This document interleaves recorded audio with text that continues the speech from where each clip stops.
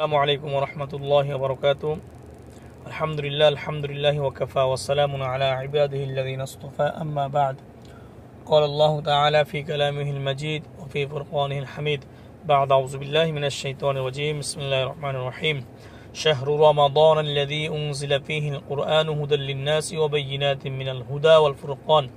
صدق الله مولانا العظيم. রমজান মাস এটা আমাদের নিকট আসবে আমরা অপেক্ষায় ছিলাম, কিন্তু রমজান শেষ হয়ে গেছে মোটামুটি, হয়তো আর দুই একটা রোজা আছে। তো রমজানের পরে আসলে ঈদ। তো ঈদ আসলে তাদের জন্যই যারা রমজানের রোজাগুলো সঠিকভাবে রেখেছে, তারাবি পড়েছে। হ্যাঁ, আর রমজান মাসে আমাদের সবচেয়ে গুরুত্বপূর্ণ যে ইবাদতটা ছিল এটার ভিতরে একটা হচ্ছে কোরআন তেলাওয়াত। কারণ আল্লাহ তাআলা সূরা বাকারায় বলেন 2 নম্বর পারা 6 নম্বর পৃষ্ঠার শুরুতেই একটা শাহরু রমাদান আল্লাযী উনজিলা ফীহিল কুরআন, যে রমজান মাসটা ওই মাস উনজিলা ফীহিল কুরআন, যে মাসে আসলে কোরআন নাজিল হয়েছে। তো রমজান মাসে কোরআন নাজিল হয়েছে, এর অনেকগুলো ব্যাখ্যা আছে। ব্যাখ্যার ভিতরে এই যেহেতু রমজান মাসে কোরআন নাজিল হয়েছে, সেহেতু রমজান মাসে বেশি বেশি কোরআন তেলাওয়াত করাটা আমাদের জন্য সবচেয়ে বেশি উত্তম ছিল। এমনিতে হাদিসে আসছে খৈরুকুম মান আফজালুল ইবাদাহ তিলাওয়াতুল কুরআন, যে সর্বোত্তম নফল ইবাদত হচ্ছে কোরআন তেলাওয়াত, আবার সেটা হচ্ছে রমজান মাসে। সুতরাং রমজানে কোরআন তেলাওয়াতের গুরুত্বটা কতটা, এটা আসলে কোরআন এবং হাদিসের দুইটা ইয়ে থেকে আমরা বুঝতে পারলাম। তা আমরা এই রমজান, গত রমজানে যারা ছিল অনেকেই ছিল, এই রমজানে তারা নেই। যেমন বিশেষ করে আমার বাবা, ওনার কথা আসলে আজকে 2 দিন যাবৎ মনে হচ্ছে, রমজান আসার পর থেকে বেশি মনে হচ্ছে। তো উনি গত রমজানে ঠিক আজকের দিনেই উনি ইন্তেকাল করেছিলেন। যথাসম্ভব আর কিছু সময় পরে ওনার ইন্তেকালটা হয়েছিল, আমি যদি ইফতারের পরে আমি শুনছিলাম। তো আগামী রমজানে আমরা আসলে কে থাকবো না এটা আমরা জানি না। এই জন্য প্রতিটা দিনই নিজের শেষ দিন মনে করা এটা জরুরি, ওইভাবে আসলে চলাফেরা করা উচিত। আর রমজানের পরে ঈদের যে দিনটা, ঈদের দিন, ঈদ মানে হচ্ছে আনন্দ। তো শরীয়তের দৃষ্টিতে যতটুকু আনন্দ উদযাপন করা বৈধ, অতটুকুভাবে আনন্দ উদযাপন করা দরকার। অনেকে আমরা ঈদের দিন দেখা যায় ঘুমিয়ে কাটাই দেই, বা কেমন যেন ফিলিংস থাকে না ঈদের, এটা আসলে ভুল। কারণ ঈদের দিনে আনন্দ করা এটা আল্লাহ তাআলা আমাদের আনন্দের জন্য দিয়েছেন। তো এই জন্য ঈদের দিনে আমরা আনন্দ প্রকাশ করা বৈধ উপায়ে এটা আমাদের জন্য দরকার।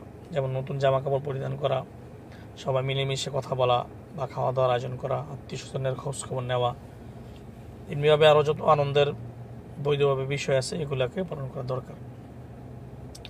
আর আমাদের যাদের সদকাতুল ফিতর আছে, তারা ঈদের নামাজে যাওয়ার আগে আমরা সদকাতুল ফিতর যেটা এটা দিয়ে দেব, অর্থাৎ পরিবারের যে সমস্ত সদস্য আছে সবার পক্ষ থেকে সদকাতুল ফিতর দেওয়া। আর হচ্ছে জাকাতের বিষয়টা, জাকাতটাও আমরা আদায় করে দেব। যাদের রমজান মাস হিসেবে জাকাত আসে, তারা রমজানে যারা জাকাত দিই তারা রমজানে দিয়ে দেব। আসলে মানুষ মনে করে রমজান মাসে জাকাত দেয়, আসলে বিষয়টা এমন না। আপনি যেই সময় থেকে টাকার মালিক হয়েছেন, জাকাতের নেশাব হয়েছে, ওই সময় থেকে দেওয়া। সেটা আমার রমজান হতে পারে, সেটা কুরবানি হতে পারে, সেটা আরও অন্য কোনো মাস হতে পারে। কিন্তু মানুষ রমজান মাসটাকে ধরে সোয়াবের হয়তো যে বেশি সোয়াব হবে। তো জাকাতটা আসলে জরুরি, কারণ জাকাতের অর্থই হচ্ছে পবিত্র করা। জাক্কি মানে কোনো একটা জিনিসকে পবিত্র করা। যখন সম্পদের জাকাত দেওয়া হয় তখন সম্পদটা পবিত্র হয়ে যায়। আর সম্পত্তির জাকাত না দিলে এটার উপর বিপদ আসে, নানান সমস্যা দেখা দেয়। আর জাকাতটা আসলে গরিবের হক, এটা তাদের টাকা। হক বলতে তাদের এটা টাকা, তারা এটার মালিক, এটা আপনার মালিক না। তো আমাদের বাংলাদেশে যদি সঠিকভাবে মানুষ জাকাত দিত, তাহলে দেখা যায় অনেক এমন গরিব থাকতো না। কারণ শত শত মানুষ এমন আছে, লাখ লাখ মানুষ এমন আছে যারা কোটিপতি। তো একটা মানুষ 1 কোটি টাকার মালিক হলে তার মোটামুটি 2.5 লক্ষ টাকা জাকাত আসে। সে যদি 2.5 লাখ টাকা এলাকার ভিতরে বন্টন করে, অথবা টার্গেট করে যে আমি 5 জন মানুষকে 2.5 লাখ টাকা দিব, তাহলে দেখা যায় 5 জন মানুষ প্রতিষ্ঠিত হয়ে গেল, যে একটা ব্যবসা তাদেরকে রানিং করে দিলে। তো এভাবে আসলে জাকাতের অনেক পৃথিবীর উন্নয়নের জন্য জাকাতের অনেক বড় ভূমিকা আছে। এই জন্যই আল্লাহ পাক ইসলামে এই জাকাতের ইয়েটা রাখছেন। তো আমাদের আসলে ইসলামী খেলাফত ব্যবস্থা নেই, এই জন্য জাকাতটা ওইভাবে রাষ্ট্রীয়ভাবে আদায় করা হচ্ছে না। যদিও মালয়েশিয়াতে ওরকম ইসলামিক খেলাফত বা ইসলামিক আইন কানুন তেমন নাই, তারপরও অনেক দেশ থেকে ভালো। কারণ এখানে দেখছি যে সরকারিভাবে জাকাত আদায়ের জন্য তারা গাড়ি নিয়ে অনেক মসজিদের সামনে দাঁড়ায় আছে, বা জিনিসটা খুব সুন্দর। তো এটা ভালো ভালো জিনিস। তো এই জন্য আসলে বিশেষ করে আগামীকাল যে ঈদের দিন বা আগামী পরশু হতে পারে, ঈদের যে আনন্দটা এটা আমাদের করা দরকার। তারপরে আমাদের সদকাতুল ফিতরটা আদায় করা দরকার, আত্মীয় স্বজনের খোঁজখবর নেওয়া দরকার। এরকমভাবে আরও যে সমস্ত হকগুলো আছে এগুলো আমাদের আদায় করা দরকার। আর যেহেতু রমজান মাস প্রায় শেষের দিকে, রমজানে যে যারা নিজের গুনাহ মাফ করাতে না পারছে তাদের ব্যাপারে হাদিসে খুব হুঁশিয়ারি আসছে। নবী সাল্লাল্লাহু আলাইহি ওয়াসাল্লাম বদদুয়া করছেন, জিবরাইল আলাইহিস সালাম আমিন বলছেন।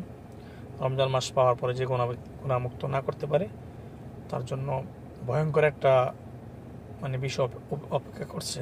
কারণ রমজান পাওয়ার পরে যদি গুনাহ মাফ না করতে পারে সেটা তার উপর বদদুয়া আছে। এই জন্য হাতে আমাদের হয়তো 2-1 দিন সময় আছে। আর বিশেষ করে আজকে কদর হওয়ার সম্ভাবনা আছে, যেহেতু বেজর রাত্রিগুলোতে কদর হওয়ার সম্ভাবনা সমূহ, তো এই জন্য আজকেও কদর হতে পারে। তো এই জন্য আমরা আজকে ইবাদতবন্দি করবো ইনশাল্লাহ। আর আপনার বেশি বেশি তওবা করবো। আল্লাহ তাআলা আমাদেরকে বুঝার আমল করার তৌফিক দান করুন। ওয়া আখিরু দাওয়াহুম আলহামদুলিল্লাহি রাব্বিল আলামিন। আসসালামু আলাইকুম ওয়া রাহমাতুল্লাহি ওয়া বারাকাতুহু।